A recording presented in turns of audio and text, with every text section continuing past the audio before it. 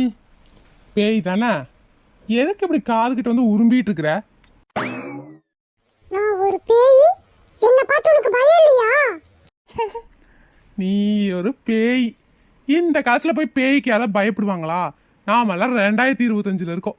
பேய்ங்களை வச்சே காமெடி பண்ணிட்டு இருக்கோம். நீ வேற. பயப்படாத மாதிரி நடிக்காத, பார்த்தாலே தெரியுது. நீ வேற பேய். என்ற பொண்டாட்டிக்கு மட்டும்தான் பயப்படுவேன், மற்ற யாருக்கும் பயப்பட மாட்டேன். ஏன்னா என்ற பொண்டாட்டி 100 பேய்க்கு சமம் இல்ல. என்னங்க சத்தம்? ஐயோ, அவளுக்கு கேட்டுச்சு போலயே. ஷூ, உன் பொண்டாட்டி குரல்ல எங்க குரலோட மோசமா இருக்கு. நிஜமாலுமே அவ குரல் பேய் மாதிரி தான் இருக்கு.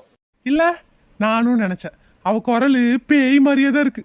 சரி சரி, நீ எப்ப பேய் உலகத்துக்கு போவ? எங்கயா போறது?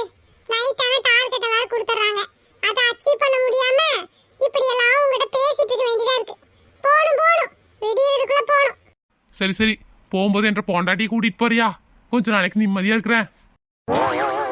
யோ, உன் பொண்டாட்டி கூட்டிட்டு போனா நீ நிம்மதியா இருப்ப. நாங்க எங்க நாமே கொஞ்சம் யோசிப்பாரியா? சரியாதாம்மா சொல்ற.